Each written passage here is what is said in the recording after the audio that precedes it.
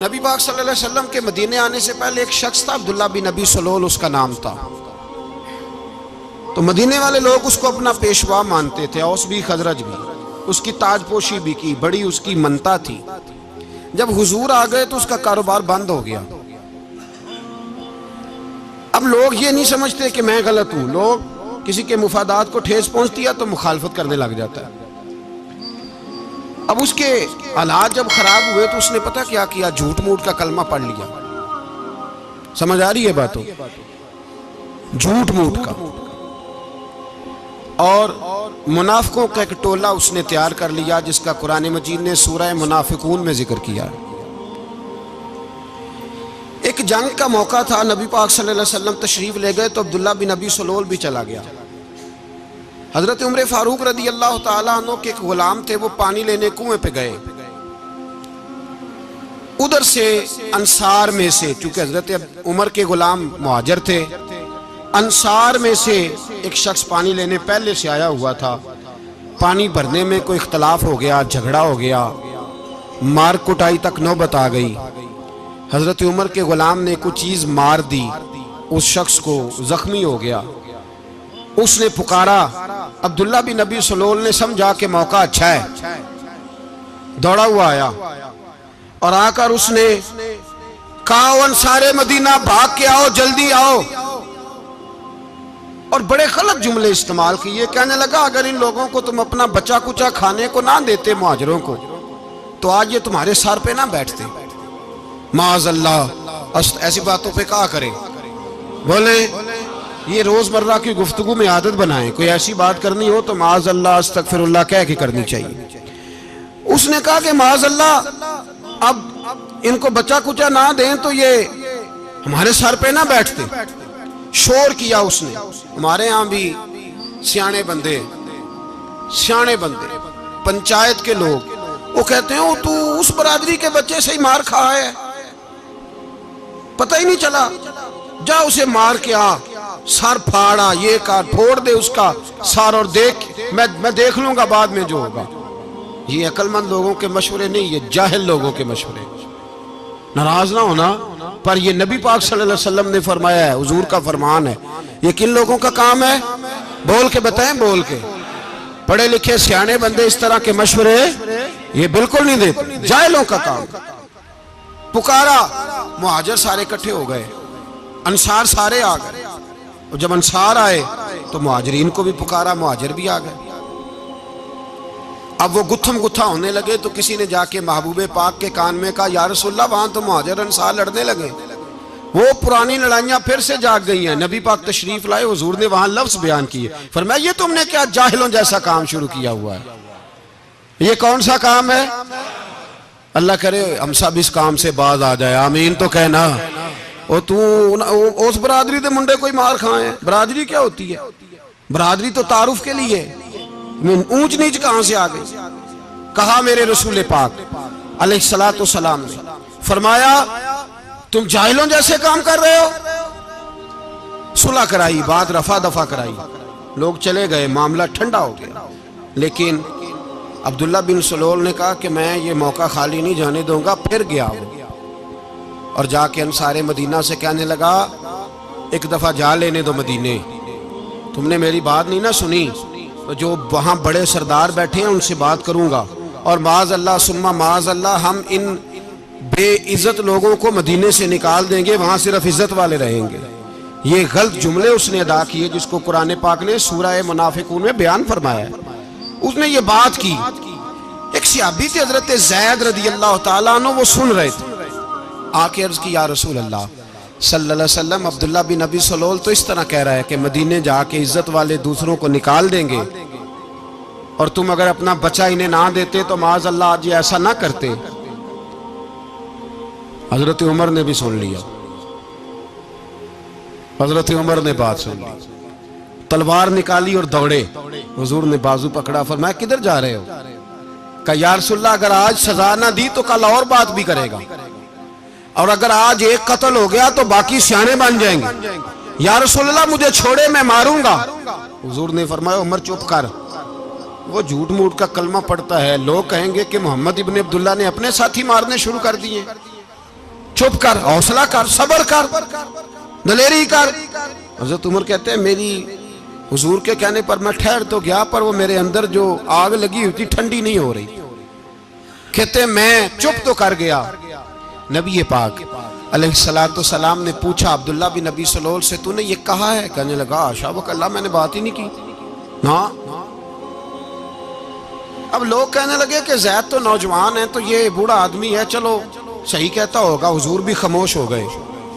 اللہ پاک نے قرآن مجید نازل فرما دیا، فرمایا اللہ نے سن لی ان کی بات جنہوں نے یہ کہا ہے، اور پھر لفظ بڑے حسین ہے، فرمایا یہ کہتے ہیں ہم عزت والے ہیں؟ نہیں، وَلِلَّهِ الْعِزَّةُ وَلِرَسُولِهِ وَلِلْمُؤْمِنِينَ، فرمایا عزت تو اللہ کے پاس ہے، اللہ کے رسول کے پاس ہے، اور عزت تو مومنوں کے پاس ہے، مومنین کے پاس عزت ہے۔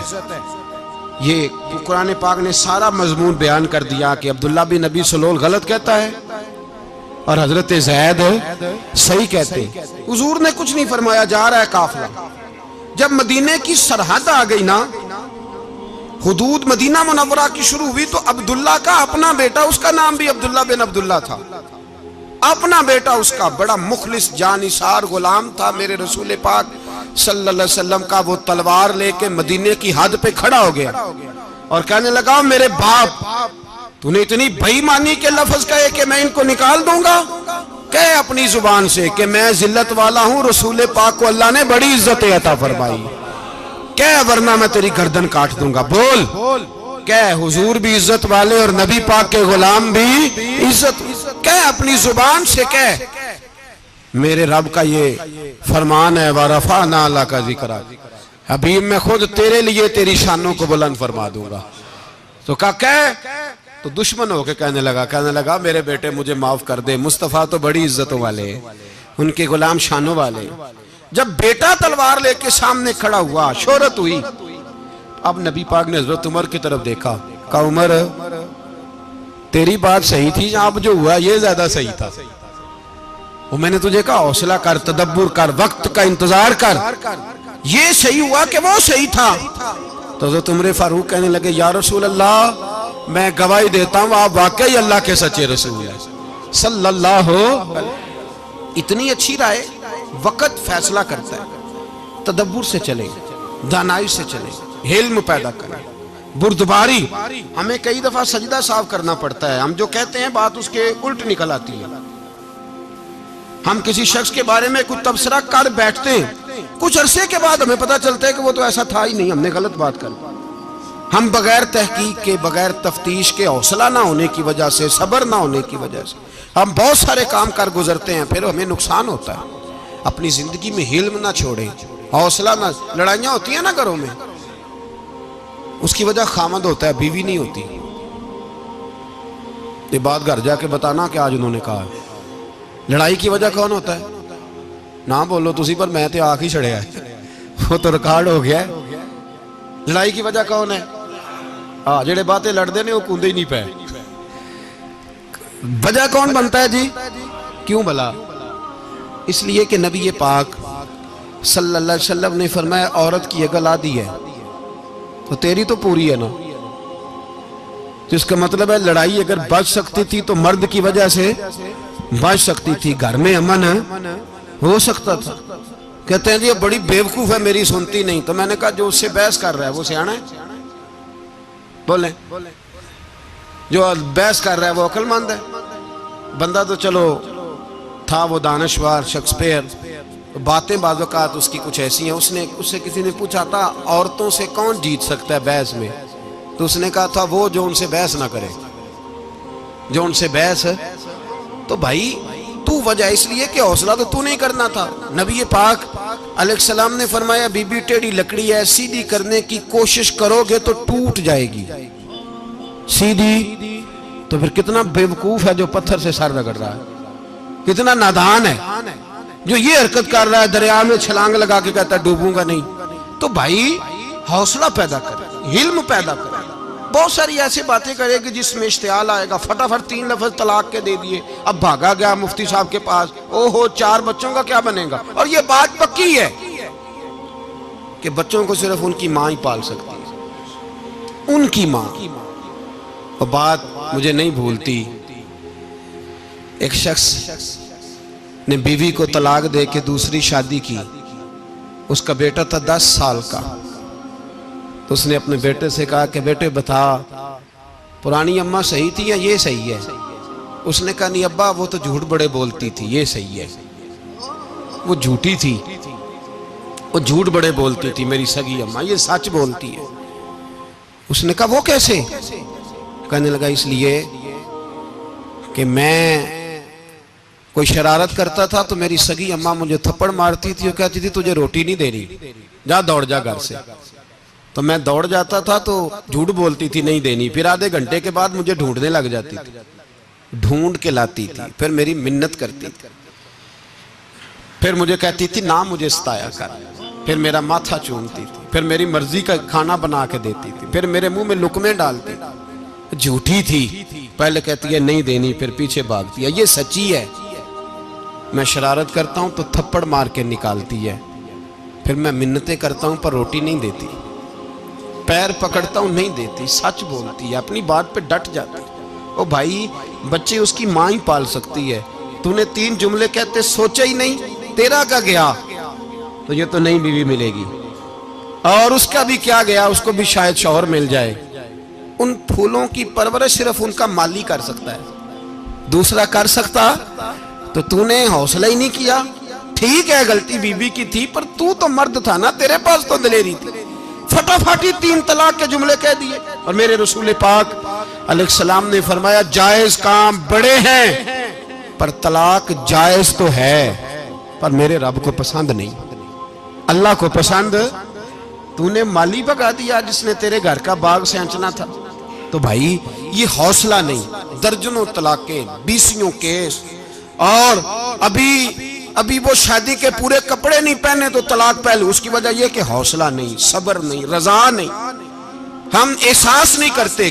اگر تو یہ سمجھ جائے کہ بس اللہ نے جو میرے لیے بہتر سمجھا مجھے دے دیا، صحیح ہے میری آزمائش ہے، کیا ہے کچھ ہے جو اس نے بہتر سمجھا مجھے اس نے، پھر تو سکھی ہو جائے، تیرے لیے جینا آسان ہو جائے، پھر تو بہت ساری پریشانیوں سے آزمائشوں سے دور ہو جائے. میرے نبی پاک علیہ السلام نے ہمیں حوصلہ کرنے کا حکم دیا، دلیری. 2-3 سال شاید پچھلے سال یا اس سے پچھلے سال حج کے موقع پہ نا ہمارے پاکستان میں تو بڑے بڑے انوکھے واقعات ہوتے ہیں. سننے سے کیا، میں کہتا ہوں وہ عبرت کے لیے ہوتے ہیں. جعلی ویزے لگوا دیے حج کے کسی ایجنٹ نے، اللہ کے مہمانوں کو بھی لوگ لوٹ لیتے ہیں، معاذ جعلی ویزے لگوا دیے. اور مزے کی بات یہ ہے کہ پاکستانی ایئرپورٹ سے گزر بھی گئے وہ ویزے والے، اور احرام باندھے لوگ جدے پہنچ گئے. 4 آدمی تھے، انہوں نے ویزا دیکھا تو کہا نقلی، آپ کو واپس جانا پڑے گا. اگلی فلائٹ سے وہ لوگ واپس آئے. آپ مجھے بتائیے ان کی جب وہ چھوٹے چھوٹے کلپ آئے، میڈیا نے ان کی باتیں سنی تو ان کے آنسو نہیں تھمتے تھے. ایک آدمی احرام باندھ کے گیا ہے، معمولی سمجھتے ہیں آپ؟ میرے جیسا غریب آدمی کبھی اس نے ارادہ کیا اور مدینے جانے کا لیٹ ہو جائے تو کلیجہ پھٹنے کو آتا ہے. کچھ مجبوریاں پیروں میں آ جائے، نہ جا سکے تو پتہ نہیں کتنی توبہ کرنے کو دل کرتا ہے کہ کہیں غلطی تو نہیں ہو گئی، کوئی ایسی بات تو نہیں نکل گئی. یقین کریں طبیعت پریشان ہو جاتی، یار کوئی ایسا کام تو نہیں ہو گیا جس کی وجہ سے یہ بات ہوئی. 4 آدمی لوٹ آئے، حالات خراب ہو گئے، لوگ رو رو کے قصے سناتے تھے. لیکن میرے رسول پاک علیہ السلام کا حوصلہ دیکھو. حضور کعبے کا بھی کعبہ، حضور مالک، حرم کے مالک مطلق، جن کے صدقے اللہ نے کعبہ کو بیت اللہ بنایا. حاجیو آؤ شہنشاہ کا روضہ دیکھو، کعبہ تو دیکھ چکے اب کعبے کا بھی کعبہ دیکھو. حضور 1400 صحابہ کو لے کے گئے عمرہ کرنے. مقام حدیبیہ پر پہنچے تو کافروں نے روک لیا، ہم عمرہ نہیں کرتے. تو اور میں خادم اور جو وارث و مالک ہیں 1400 صحابہ، ہم نہیں عمرہ کرنے دیتے، واپس جائیے. صلح لکھی جا رہی ہے. صلح کی شرطیں کیا ہیں؟ مکے سے کوئی آدمی غلطی سے بھی مدینے چلا گیا، مکے کا آدمی، تو مسلمان اگر ان کے ظلم سے تنگ آ کے، مکی مسلمان کافروں کے ظلم سے تنگ آ کے مدینے چلا گیا تو مدینے والے واپس کریں گے. اور اگر مدینے سے کوئی شخص غلطی سے بھی مکے چلا گیا تو مکے والے واپس نہیں کریں گے. اتنی سخت شرائط. حضرت عمر غصے سے کانپنے لگے, صحابہ پریشان ہیں, پر میرے رسول پاک نے صبر دکھایا, حوصلہ, تدبر. یہ تدبیر ہے, صبر ایک بہترین تدبیر ہے, اگر کوئی اپنائے تو بہترین طریقہ ہے. حضور نے فرمایا ہمیں منظور ہے, صلح کرو. اور اتنا سخت حکم ہے, کہنے لگے 1400 احرام والے واپس جائیں, بعد میں آنا, اس وقت نہیں عمرہ کرنے دیں گے. میرے نبی پاک علیہ السلام, مجھے بتاؤ, مجھے اور آپ کو دکھ ہوتا ہے تیاری ہو تو پروگرام رہ جائے, تو اگر احرام باندھا ہو اور اللہ کے رسول نے بندھوایا ہو تو حضور واپس لوٹنے لگے تو کتنی تکلیف کی بات ہے. حضور نے فرمایا چلو آئندہ آئیں گے. معاہدہ لکھا جا رہا ہے, حضرت علی معاہدہ لکھ رہے ہیں. لکھو محمد الرسول اللہ صلی اللہ علیہ, محمد الرسول اللہ صلی اللہ علیہ وسلم اور قریش مکہ کے بیچ معاہدہ. یہ تحریر لکھی جا رہی تھی تو ابو سفیان بول پڑا, کہنے لگا جی ہم محمد الرسول اللہ نہیں لکھنے دیں گے معاذ اللہ, یہی تو ہمارا جھگڑا ہے. اگر آپ کو رسول اللہ مان لیا تو پیچھے رہ کیا گیا, محمد ابن عبداللہ لکھیں. حضور نے حضرت علی سے فرمایا رسول اللہ کاٹ کے محمد ابن عبداللہ لکھو. حضرت علی لکھ رہے تھے, محمد رسول اللہ لکھا تھا, فرمایا رسول اللہ کاٹ کے محمد ابن عبداللہ لکھو. تو حضرت علی کہنے لگے حضور مجھے یہ لفظ کاٹنا نہیں آتا, حضور مجھے یہ لفظ کاٹنا. کسی صحابی نے اعتراض نہیں کیا کہ لکھنا آتا تھا, کہا مجھے کاٹنا. حضور نے دوبارہ کہا علی کاٹ دو. کہا یا رسول اللہ مجھے یہ لفظ کاٹنا نہیں آتا. میرے حبیب نے تیسری دفعہ کہا علی کاٹو. تو شیر خدا نے قلم چھوڑا, ہاتھ باندھے اور کھڑے ہو کہنے لگے محبوبہ مجھے تیرے قصیدے لکھنے آتے ہیں, کاٹنے کوئی نہیں آتے. میں مجبور ہوں, مجھ سے نہیں ہوتا, کوشش کرتا ہوں, نہ قلم اٹھتا ہے نہ ہاتھ چلتا ہے. میرے حبیب پاک نے قلم پکڑا اور لفظ رسول اللہ خود کاٹ کے محمد ابن عبداللہ کرایا. بھائی وقت گزر گیا, صلح ہو گئی. یہ تدبر, یہ حوصلہ, یہ تدبیر میرے نبی نے فرمائی. اب تو 1400 کو مکے نے نہ داخل ہونے دیا, لیکن 1 سال ہی گزرا, تھوڑا ہی وقت گزرا, میرے رسول پاک 10,000 کو لے کے مکے میں داخل ہو گئے. 10,000. اس نے فائدہ دیا. حکمت کیا تھی, تدبر کیا تھا. قریش روز لڑائی کرنے آ جاتے تھے, تبلیغ ہی نہیں کرنے دیتے تھے. ان سے صلح ہو گئی تو نبی پاک نے کیسر کو خط لکھا, کیسر روم کو, ہرکل کو. دور دراز تبلیغ پھیل گئی, مسلمان 100,000 سے زیادہ ہو گئے. ان کی طرف سے اب وہ لڑائی بند ہو گئی. میرے حبیب پاک علیہ السلام کے حوصلے نے کمال دکھایا, اس تدبیر نے فائدہ دیا امت مسلمہ کو. 10,000 کا لشکر لے کے حضور کعبے میں داخل ہوئے.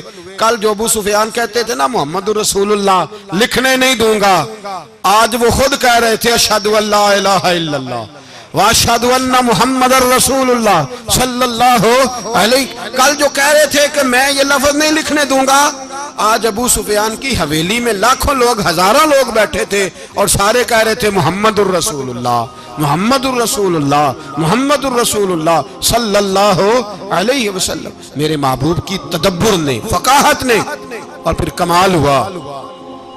1400 کہاں اور 1,44,000 کہاں. 1400 کہاں اور 1,44,000. 1400 کو نہیں جانے دیا عمرہ کرنے. میرے رسول پاک 1,44,000 کو لے کے حج کرنے چلے گئے. حضور نے حج کیا, ہر طرف لبیک لبیک کی صدائیں بلند ہوئی. یہ میرے نبی پاک کا تدبر ہے, حوصلہ ہے. اگر وقتی طور پہ حوصلہ کر جاؤ گے, دلیری کر جاؤ گے, آنے والا وقت آسان ہو جائے. حوصلہ نہیں, صبر نہیں, سکون نہیں. 2-4 باتیں, یہاں تک کہ لوگ ابا جی کی بات برداشت نہیں کرتے, ایسے جملے کہہ دیتے ہیں جو دوبارہ پلٹ کے نہیں آتے. ماں کو لفظ نہیں بولتے, باپ کی روح تک چھلنی کر دیتے ہیں وہ جملے. لیکن لوگ اس وقت حوصلہ کرنے, اور ہم پنجابی لوگوں نے تو گنجائش ہی بڑی دے دی ہے. کہتے ہیں بچہ ہے جے, ایک ہی ہے, ایک میں حوصلہ کرے کی ہے ماشاءاللہ. تو اگر جوان ہو گیا تو کہتے ہیں گرم خون ہے, مکہ کم. اگر بوڑھا ہو گیا تو کہتے ہیں بوڑھوں میں حوصلہ نہیں ہوتا, نہ بچے میں نہ. تو کس میں حوصلہ ہوگا, بولیں کسی میں بھی نہیں. چھٹی سب کو فتویٰ مل گیا نا, یہ بچہ ہے جی, ابھی یہ تو بچہ ہے, آپ تو سیانے بیانے ہیں, یہ بچہ ہے. کمال ہو گئی ہے بھائی, کیا مطلب ہے بچہ ہے؟ بچے کو سارا پتہ ہے, ہر چیز اسے آتی ہے, حوصلہ کرنا ہی نہیں آتا. اور پھر کہہ دیا وہ تو گرم خون ہے. وہ کیا بات کرتے ہو, گرم خون؟ ابے کے گلے پڑ گیا گرم خون, اس کو کھڑا کرو نا ایس پی کے سامنے اور اس کو مار تھپڑ اس کے منہ پہ, تیرے گرم خون کا پتہ چلے. غریب کے یہ گلے پڑ گیا, اس کو کھڑا کرو ایس ایچ او کے سامنے, پھر پتہ چلے گا خون کتنا گرم ہے. وہاں بالکل چپ ہے, بالکل خاموش ہے. اور گرم خون اس کا صرف اماں کے لیے, جلال صرف رہ گیا اگر غریب گھر کی بیٹی بیاہ کے لایا تو صرف اس کے لیے. کوئی ایسی بات نہیں. ہم بڑے سیانے, ہمارا غصہ بڑا سمجھدار ہے, ہمارا وہ گرم خون بڑا سیانا ہے. وہ جہاں دیکھتا ہے کہ معاملہ ہلکا ہے تو وہاں وہ گرم خون جلال میں, اور جہاں دیکھتا ہے کہ سامنے والا تگڑا ہے تو وہاں وہ گرم خون فوراً ٹھنڈا ہو جاتا ہے. حوصلہ پیدا کریں. زندگی حوصلے مند لوگ جیتے ہیں, جو حوصلے مند نہیں ہوتے وہ تو زندگی کا ایک سال لطف سے نہیں جی پاتے. حوصلہ کریں, مسکرائیں. میرے نبی پاک صلی اللہ تعالی علیہ وسلم نے نا عثمان بن طلحہ, کعبے کی چابی ان کے پاس ہوتی تھی, تو حضور نے ایک دن فرمایا عثمان, اچھا یہ نہیں تھا کہ عثمان خاص لوگوں کو چابی کعبہ کھول کے دکھاتے تھے, بلکہ ان کو قریش کی جانب سے یہ حکم تھا کہ جو بھی تجھے کہے تو نے کعبے کا دروازہ کھول دینا. نبی پاک علیہ الصلوۃ والسلام نے نا ہجرت سے 2-4 دن پہلے کہا کہ عثمان ذرا چابی دو, میں نے کعبہ اندر سے دیکھنا ہے. بڑے ٹھنڈے دل سے ذرا سننا, ادھر دیکھو میری طرف, ادھر دیکھیے گا ذرا میرے بھائی. میں نے ایک بندے سے کہا یار پانی کی بوتل دینا دکاندار سے, ایک ہے اس نے کہہ دیا نہیں میرے پاس. اس بات کا کوئی غصہ بولیے, اور اگر وہ کہے سارے زمانے کو ملے گی آپ کو نہیں دینی, پھر بولیں میرا خیال ہے چپ کر کے ہنس کے آ جائیں گے, سوال ہی نہیں پیدا ہوتا. ہم کہیں گے مجھے نہیں نہ دینی, تو نے تو دکان اٹھا یہاں سے بند کاری سے. کیا مطلب ہے سب کو دینی ہے تجھے نہیں دینی, کیا معنی ہے اس کا؟ لے کے جاؤں گا, جھگڑا ہوگا, بحث کریں گے. عثمان بن طلحہ سے حضور نے فرمایا دروازہ کھولو, کعبہ دیکھنا ہے. عثمان کہنے لگا میں ساری دنیا کو دکھاؤں گا, آپ کو نہیں دکھاؤں گا. کتنی سخت بات ہے, پر قربان جائیں رسول اللہ کے حوصلے پہ صلی اللہ علیہ. عثمان کہتے ہیں میں نے یہ بات کی تو نبی پاک مسکرانے لگے, اور میں اچھا نہیں دینی, تو حضور نے نا مسکرا کے اور میری کمر پہ تھپکی دی, فرمایا اچھا یاد رکھنا یہ چابی میں تجھ سے لے لوں گا, اور جس کو میرا دل کرے گا میں اس کو دوں گا. عثمان کہتے ہیں روز رات کو نبی پاک کے یہ جملے میرے کانوں میں گونجا کرتے تھے, گونجتے تھے کہ حضور نے فرمایا. کہتے ہیں جس دن پتا چلا نا نبی پاک 10,000 کا لشکر لے کے آ رہے ہیں, تو ابو سفیان میٹنگیں کر رہے تھے, مکے کے سارے سردار تیاری کر رہے تھے, اور میرے کانوں میں ایک ہی لفظ تھا کہ حضور نے فرمایا میں چابی لے لوں گا, پھر جس کو میں چاہوں گا اسے دوں گا. عثمان کہتے ہیں حد ہو گئی, وقت گزر گیا, حضور آ گئے, طواف فرمایا, اور طواف کے بعد میرے نبی پاک علیہ السلام نے فرمایا بلاؤ نا ذرا عثمان کو. عثمان کہتے ہیں میں چابی لے کے آیا تو دوسرا جملہ کوئی نہیں. ساڑھے نا کوئی بندہ مشورہ دے وے دی نہ منیے, تے جے کام مونجو ہو جے نا, جن جو نے مشورہ دیتا سی تے وہ نال ہی غوث پاک بن جاندا ہے. تینوں آکھیا سی نا فوراً ہی داتا علی اجویری ہو جاندا ہے. وہ کہندا تینوں پتہ نہیں میں کڈا ولی اللہ, تینوں میں آکھیا سی نا انج نہ کر, اور بندہ پریشان ہوتا ہے کام الٹ ہو گیا, اور لاگوں آکھی جاندا ویکھو جی میں تے تانوں پہلوں ہی آکھیا سی. جی عجیب بات ہے, شیخ چلی کی طرح پیچھے پڑ جائے گا, میں نے تو پہلے ہی کہا تھا. او بس کر یار, اب تو خواجہ معین الدین اجمیری ہو گیا, بس کرو. مشورہ ہی ہوتا ہے, کسی کا مل جاتا ہے اور کسی کا نہیں لیا جاتا. فوری طور پہ بندہ اٹھ کے نا تو ولایت کی 4تھی سیڑھی پہ چڑھ جائے گا, کہے گا میں تو ابدال وقت ہوں, میں کتب دورہ ہوں, میں نے تجھے کہا نہیں تھا. اب بس کر یار. کئی دفعہ مشورے صحیح ہوتے ہیں, کئی دفعہ صحیح. بولیے نبی پاک صلی اللہ علیہ وسلم کی احد کے دن خواہش یہ تھی کہ اندر رہ کے لڑنا ہے. جوان صحابہ نے کہا باہر جا کے لڑائی کرنی ہے, حضور نے باہر جا کے جنگ کی. بظاہر مسلمانوں کو شکست ہوئی. حضور نے ایک دفعہ نہیں کہا کہ میں نے تمہیں کہا نہیں تھا اندر رہنا ہے, بس ہو گیا جو ہو گیا. اب اس میں فٹافٹ اگلے کو حوصلہ دو، کوئی عرض نہیں یار، نبی پاک سب بولیے صلی اللہ علیہ وسلم، میرے حبیب پاک علیہ السلام نے نا کہا عثمان کو بلاؤ. عثمان آئے تو عثمان کہتے ہیں میں نے چابی دی تو میں تیار تھا، میں تیار تھا کہ اب میری بات ہوگی اور رسوائی ہوگی. لیکن کہتے ہیں قربان جائیں مصطفیٰ نے تو یہ جملہ بھی نہیں کہا کہ میں نے تجھے کہا نہیں تھا، یہ بھی نہیں کہا. حضور نے چابی لی، کعبے کے بت صاف کیے، نماز پڑھی، واپس آئے. فرمایا عثمان میرا وعدہ تھا تیرے ساتھ کہ جس کو میں چاہوں گا چابی دوں گا، یہ لو چابی میں تجھے ہی دینا چاہتا ہوں، لے لو رکھ لو. عثمان کہتے ہیں وہ چابی نہیں میرے طرف آ رہی تھی، میری طرف ایمان آ رہا تھا. وہ چابی نہیں آ رہی، ایمان آ رہا تھا میری جانب. کہتے ہیں میرے ہاتھوں میں چابی آئی اور میری زبان پہ کلمہ توحید جاری ہو گیا. بھائی تدبر، حوصلہ، صبر، رضا. ہمیں تو ٹائم بھی نہیں گزارنا آتا. گھر کا ماحول، گھر کے اندر رہ کے لوگ دکھی ہیں، اس لیے کہ ہماری طبیعتوں میں حوصلہ نہیں، ایک منٹ کے لیے نہیں، ایک سیکنڈ کے لیے بھی ہم یہ برداشت نہیں کرتے کہ چلو تھوڑا انتظار کریں، وقت کو دیکھیں، موقع کو دیکھیں. میرے نبی پاک علیہ السلام پہ اتنی مصیبتیں آئیں کہ پہاڑ پہ آتی تو وہ ریزہ ریزہ ہو جاتے، لیکن کسی مقام پر بھی حضور علیہ السلام شکوہ کرتے نظر نہیں آتے. ہم غریبی کا رونا روتے ہیں، ہر چوتھا آدمی کہتا ہے بڑا غریب ہوں، لیکن میرے نبی پاک علیہ السلام نے چوتھے دن کھجور کھائی، سرکہ کھایا ہے اور موٹے بان کی چارپائی پہ آرام کیا. حضرت عمر نے کہا حضور کتنی تکلیف ہے؟ فرمایا عمر کوئی تکلیف نہیں، تھوڑا سا تو وقت ہے، جنت میں جائیں گے، ساری نعمتیں اللہ نے ہمارے لیے تیار کی ہوئی ہے. راضی بالرضا، راضی بالرضا، کوئی کسی قسم کا مسئلہ نہیں.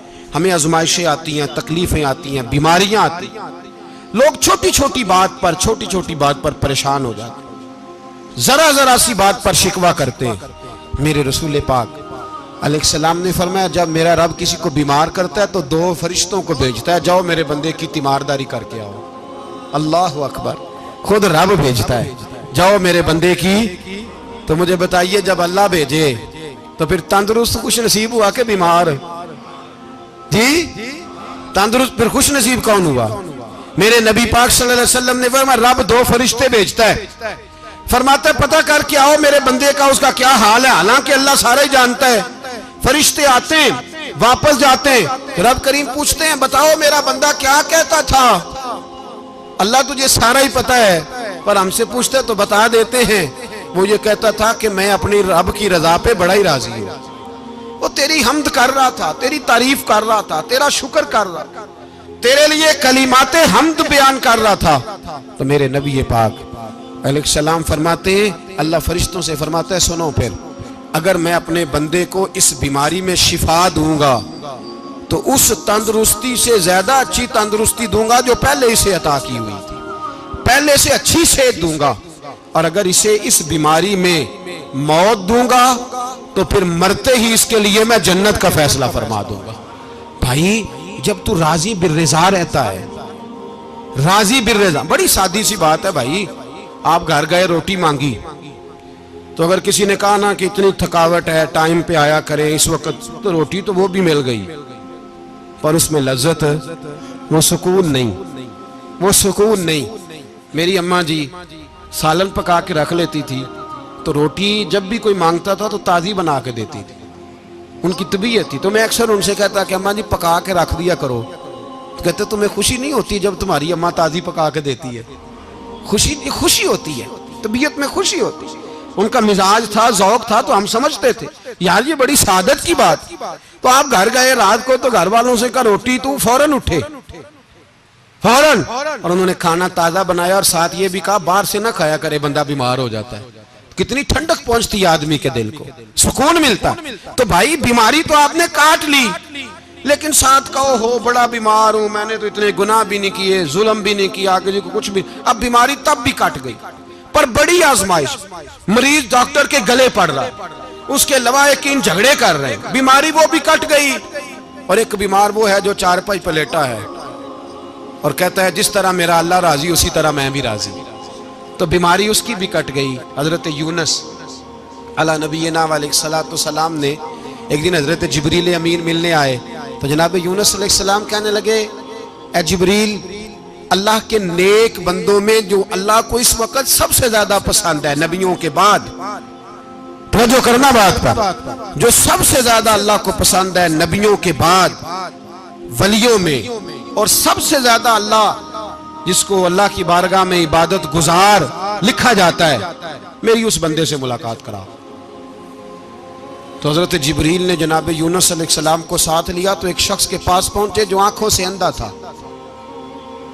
دونوں ہاتھ اس کے سلامت نہیں تھے اور پورے جسم میں پیپ جاری تھی، ریشہ تھا۔ جب جا کے السلام علیکم کہا نا حضرت یونس نے، اس نے وعلیکم السلام کے بعد پہلا لفظ پتہ کیا کہا؟ اس نے کہا یا اللہ تیرا شکر ہے، یا اللہ تیرا، آپ بھی ادا کریں اللہ کا شکر، یا اللہ تیرا، اللہ تیرا شکر ہے۔ تو حضرت یونس علیہ السلام کہنے لگے تو شروع سے اس طرح کا ہے، نابینا بھی اور ہاتھوں سے معذور بھی اور سارا جسم شروع سے؟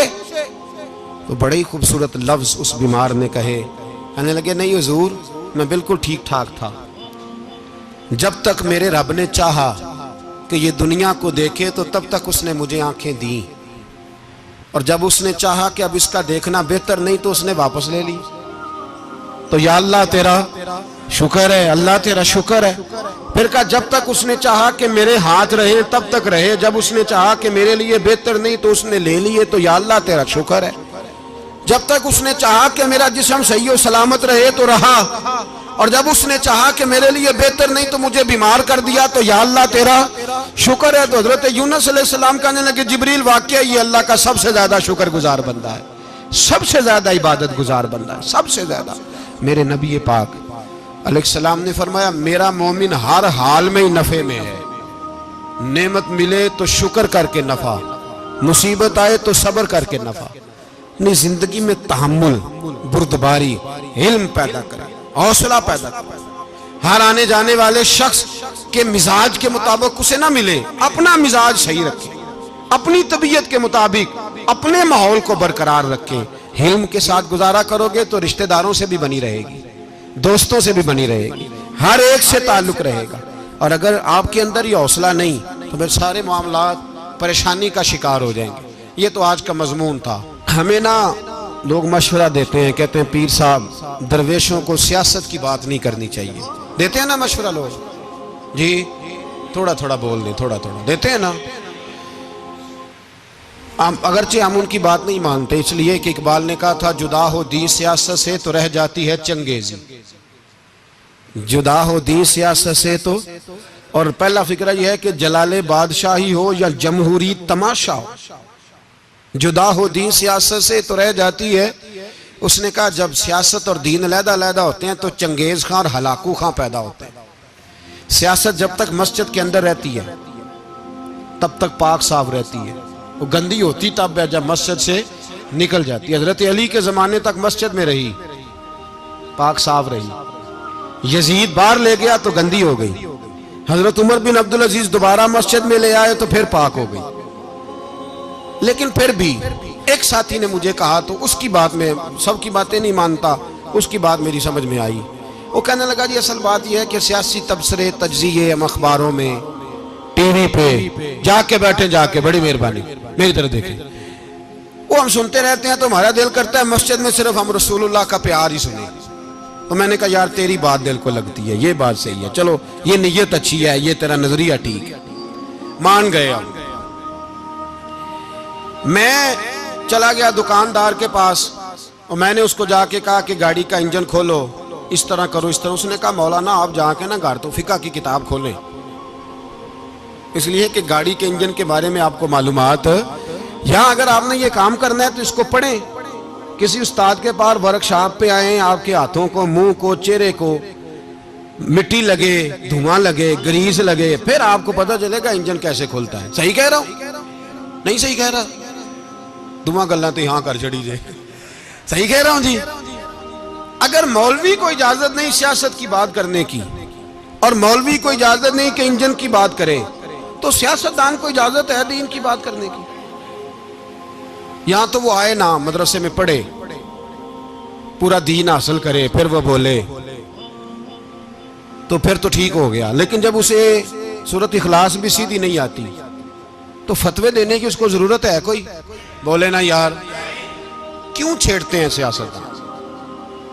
ہم نہ پچھلے جمعے جلوس نکالنا چاہ رہے تھے ختم نبوت کی ترمیم کے حوالے سے، حکومت وقت نے کہا کہ ہم واپس لیتے ہیں، تو میرے بہت سارے دوستوں نے کہا جی نکالنا چاہیے، انہوں نے کیا کیوں؟ میں نے کہا یار لوگوں کو بھی پریشان نہیں کرنا چاہتے، ہماری اپنی سڑکیں ہیں، کسی کو بس ٹھیک ہے، انہوں نے واپس لے لی تو بات ختم ہو گئی، ہم مان گئے، تسلیم کر لیا۔ اتنا ہمارا مطالبہ ہے کہ اس آدمی کو ضرور سزا دو جس نے یہ ترمیم کی ہے، لیکن ہم نہیں کرتے، کوئی نہیں نکلے، نہیں نہ نکلے بولے ہیں۔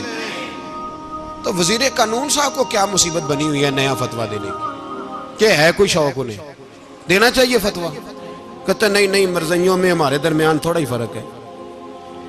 مجھے یوں لگتا ہے کہ یہ جان بوجھ کر کوئی نہ کوئی ایسی شرارت کرتے ہیں جس سے لوگ اشتعال میں رہیں، جان بوجھ۔ حلم، حوصلہ، صبر ذات کے بارے میں تو ہے، لیکن اگر کوئی رسول پاک کی بے ادبی کرے تو پھر حوصلے کی بات ہے ہی نہیں، پھر تو جہاد کی بات ہے۔ اور میں دیانتداری سے مسجد میں باوضو بیٹھ کر جمعے کے دن مشورہ دیتا ہوں حکومت کو اور وزیر قانون کو مشورہ دیتا ہوں کہ نہ فرعون کی حکومت ساری زندگی رہی، نہ نمرود رہا، نہ جاج بن یوسف رہا، نہ یزید رہا، اور یار درباری بن کے حکمرانوں کی چاپلوسی کرتے کرتے تم یہاں تک آ گئے ہو کہ اب نبی پاک کی عزت کو ہاتھ ڈالنا شروع کر دیا ہے۔ اور آپ یقین کریں سیاسی جماعتوں کا اتنا برا حال ہے کہ ان کے لیڈر کے بارے میں کوئی بات کرے تو پاگل ہو جاتے ہیں یہ احتجاج کر کر کے۔ اور اس نے ڈائریکٹ کہہ دیا کہ ختم نبوت کا مسئلہ ہی کوئی نہیں، جو دین کی بنیاد ہے، کسی کو پرواہ نہیں۔ مجھے تو ان لوگوں کی فکر ہو رہی ہے جن لوگوں نے انہیں ووٹ دیے ہیں، وہ اللہ کو کیا جواب دیں گے۔ اور یہ اللہ ماشاءاللہ ساری سیاسی جماعتیں اس طرح کی۔ اور میرا وزیر قانون صاحب کو بھی مشورہ ہے کہ زندگی بڑی تھوڑی ہے، بڑی تھوڑی، اللہ سب کو معاف کرتا ہے، اپنے رسول کے غداروں کو معاف نہیں کرتا۔ اور یہاں تمہاری گاڑیوں پہ جھنڈے لگے ہوئے ہیں، وہاں بھی تمہارے جھنڈے لگیں گے، پر اس لیے لگیں گے کہ یہ غدار ہیں ناموس رسالت کے، یہ جھنڈے لگیں گے۔ شرم کرو اور ڈر جاؤ، بس کر دو، تمہارے منہ میں اب دانت پورے نہیں رہے۔ کوئی شوگر کا مریض ہے تو کوئی بلڈ پریشر کا، تو کوئی ہارٹ کا، تو کوئی کینسر کا۔ شرم کرو اور اپنی قبر کی بھی تھوڑی سی فکر کرو۔ بتاؤ پاکستان کے کتنے صدر گزرے، وزیر اعظم گزرے، تو ان کی قبریں کہاں ہیں؟ کوئی جاتا ہے ان کی قبروں پہ؟ کسی کو خبر ہے؟ کیوں اپنے لیے جہنم کٹھی کرتے؟ سارا کچھ دنیا داری رہ گئی ہے، سارا کچھ صرف یہی رہ گیا۔ حضرت ابو بکر سردار تھے، حضرت عمر سردار تھے قبیلے، حضرت عثمان سردار تھے، انہوں نے سرداریوں کو ٹھوکر مار کے رسول اللہ کے قدموں میں بیٹھنا پسند کی، سرداریاں چھوڑ کے غلام بن گئے۔ تم سرداریاں بچانے کے لیے رسول اللہ کی غداری کرتے ہو، شرم نہیں آتی؟ اور قوم شکوہ ہے مجھے ان لوگوں سے جو مولوی تو کہہ دیتے ہیں تو سیاست نہ کر، اور کسی سیاست دان کو منع نہیں کرتے کہ جب تجھے سورت فاتحہ بھی نہیں آتی تو تجھے کس نے اجازت دیا اتنی بڑی بات؟ اور میں نے پچھلے سے پچھلے جمعے بھی کہا تھا، پھر کہتا ہوں اور آن دی ریکارڈ کہتا ہوں، مرزائی کل بھی کافر تھے، آج بھی کافر، اور قیامت تک، اور جو ان کے کفر میں شک کرے وہ بھی، اور پکا بے ایمان ہے، کافر ہے۔ وہ وزیر قانون ہو یا صوبائی ہو یا وفاقی ہو، من شک فی کفر ہی فقط کفر، جو مرزائی کے کفر میں شک کرے وہ بھی کافر ہے۔ ہمارے رسول آخری رسول ہے، ہم کسی کو یہ اجازت نہیں دیں گے کہ وہ ختم نبوت میں رکھڑا ڈالنے کی کوشش کرے، ہم کسی کو یہ اجازت ہے۔ اور تم نے قوم کو لوٹا، لوٹتے رہو، اب ایمان پہ ڈاکے تو نہ ڈالو۔ تمہیں دولت لوٹ کے پیٹ نہیں بھرا، اب ایمان لوٹنا شروع کر لیا ہے۔ تمہارا فیکٹریاں لوٹ کر، قومی خزانہ لوٹ کر پیٹ نہیں بھرا، بھائی مانو اب دین بیچ کر اپنی حکومتیں پکی کرو گے۔ اور وہ لوگ بھی تیار ہو جائیں جو ان بے ایمانوں کو منتخب کرتے ہیں، ان سے بھی سوال کرے گا ختم نبوت کا موضوع قیامت کے دن کہ تم بتاؤ، ان کو سپورٹ کرتے تھے جو رسول اللہ صلی اللہ علیہ وسلم کے بعد بھی کسی نبی کو نبی ماننا درست جانتے تھے۔ شرم آنی چاہیے، خیال ہونا چاہیے اور میں نے کہا کہ ہمارا دل نہیں چاہتا، آپ یقین کریں، ہمیں شوق ہے جلوس نکالنے کا، تمہارے خلاف باتیں کرنے کا۔ تم نے روز تھرمامیٹر نکالا ہوتا ہے، چیک کرتے ہو کہ ایمان کتنا ہے کتنا نہیں ہے۔ یہ پاکستان اگر صوبہ سندھ ہے تو حضرت عبداللہ شاہ غازی کا ہے، اگر بلوچستان ہے تو حضرت بابا عبد الرحمان کا ہے، اور اگر پشاور ہے تو وہ صوفیاء کا ہے، اور اگر یہ دھرتی پنجاب ہے تو یہ داتا علی اجویری کی ہے، یہ بابا فرید الدین کی ہے۔ اس میں کسی غدار کو قبضہ کرنے کی اجازت بالکل نہیں ملے گی، اور ہم وہ لوگ بھی نہیں جو چپ کر کے اندر سوتے رہیں، قوم جو کرتی ہے کرتی رہے، ہمیں پرواہ نہیں، نہ ایسی کوئی بات نہیں۔ کوئی بندہ نہ سمجھے کہ انہیں ہوش نہیں، انہیں پتہ نہیں، ہمیں سارا کچھ ہی آتا ہے۔ پھر اگر کل کو کوئی ممتاز قادری پیدا ہو گیا تو شکوہ نہ کرنا، کل کو کوئی پھر سے عامر چیمہ نکل آیا تو شکایت نہ کرنا، یاد رکھنا۔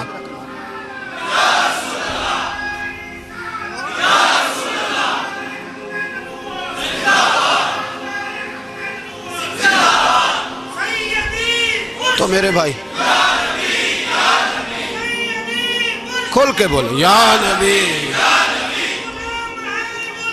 رسول کے صلی اللہ۔ تو یہ مشورہ،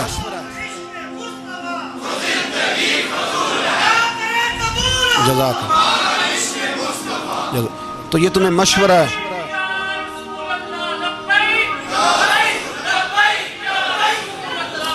میری بات سنیں، یاد رکھیں، یہ لوگ بعد میں پچھتاتے ہیں، پھر مناظرے کراتے پھرتے ہیں، اس نے صحیح کیا کہ غلط کیا، پھر انہیں ہوش آتی ہے بعد میں، پھر ان کے ہواری نکل نکل کے میدانوں میں دلیلیں دیتے ہیں۔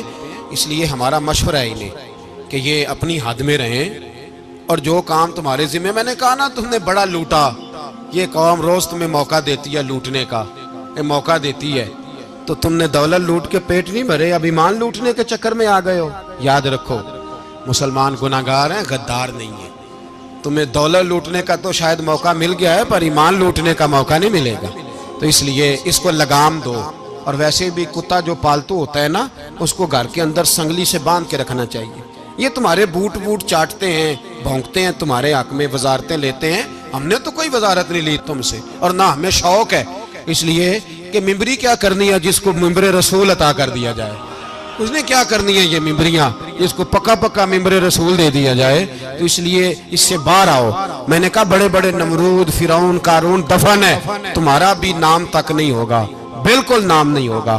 اس لیے ہمارا مشورہ، اور آپ لوگ بھی آئیں نا یہ اگلے سال، تو ان کو کھڑا کر کے پوچھ لینا، اسلامی جمہوریہ پاکستان کا تم نے ایم پی ایم میں نے بننا ہے، پہلا کلمہ ہی صحیح سنا دو، چلو خدا کا واسطہ یہی بتا دو کہ تمہیں نماز بھی ڈھب سے آتی ہے کہ نہیں، اور آپ کی موج ہے، آپ بٹھا لیتے ہیں سر پہ، کیا کریں، سمجھانے والے مفت گناہگار ہو گئے اور بہکانے والے سب تمہارے یار ہو گئے۔ اس لیے یہ چھیڑتے ہیں جان بوجھ کے، اور پھر جب کوئی ممتاز قادری علیہ رحمہ پیدا ہوتے ہیں پھر انہیں دشواری ہوتی ہے، پھر ان کا جینا مشکل ہو جاتا ہے، یہ موقع دیتے ہیں، پتہ نہیں کس کے ایجنڈے پہ عمل کر رہے ہیں۔ میرا سوال یہ ہے، میں نے پچھلے جمعے پھر میرا سوال ہے کہ میں پوچھتا ہوں اس آدمی کو ضرورت کیا ہے ختم نبوت پر بات کرنے، جب امت مسلمہ کے متفق کا فیصلہ ہے کہ مرزائی کافر، اسمبلی نے بل پاس کر دیا کہ مرزائی، ان کو اقلیت قرار دے دیا، اور جب سے وہ اقلیت بنے نہ ہم نے ان کی عبادت گاہ جلائی، نہ ہم نے ان کو قبروں سے نکالا، نہ ہم نے، بس ٹھیک ہے جیسے عیسائی رہتے ہیں، یہودی سے کس ملک میں رہتے ہیں وہ بھی رہیں، اقلیت بن کریں، کوئی اعتراض، پر تم انہیں کھینچ کے کیوں قریب کرتے ہو، تمہارا کیا جرانہ ہے ان کے ساتھ، بتاؤ تو صحیح۔ ان لوگوں سے ان کو چاہیے اپنے منہ میں لگام ڈالیں، اور اگر نہیں ڈالیں گے پھر انشاءاللہ ڈالی جائے گی، اور بڑی تگڑی ڈلے گی، اور پھر ایسی ڈلے گی۔ سلمان تاثیر جب مرا تھا نا تو 5-5 لاکھ روپیہ مولویوں کو آفر کی جنازہ پڑھاؤ، 5-5 لاکھ روپیہ چھوٹے چھوٹے مولویوں کو، اور داتا صاحب کی مسجد کے خطیب بھی صوبائی جو تھے وہ خطیب تھے، ملازم تھے، انہوں نے کہا کہ ایمان نہیں بیچنا، نکالنا نوکری سے تو نکال دو، اور بادشاہی مسجد کا مولوی جس کا پتہ نہیں چلتا کبھی کدھر چلا جاتا ہے کبھی کدھر، یہاں تو وہ بھی کھڑا ہو گیا، اس نے کہا نا ایمان نہیں بیچنا۔ گورنر ہاؤس کی مسجد کا امام کہنے لگا کہ بخشا جانا نہ جانا یہ تو رحمت الہی کا معاملہ ہے، پر اتنا گندا جنازہ نہیں پڑھنا، اتنا گندا جنازہ نہیں ہم پڑھیں گے، مرنے کے بعد تمہارے جنازے نہیں پڑھے جاتے، تمہاری قبریں خراب ہوتی ہیں، کدھر ہیں تمہاری دولتیں، اور وہ مولوی آج تک پتہ ہی نہیں کدھر گیا جس نے اس غلیظ کا گندا جنازہ پڑھایا. تو بھائی اپنی قبر اشر کو جب جہاں تمہارے جنازے نہیں پڑھے جا رہے تو وہاں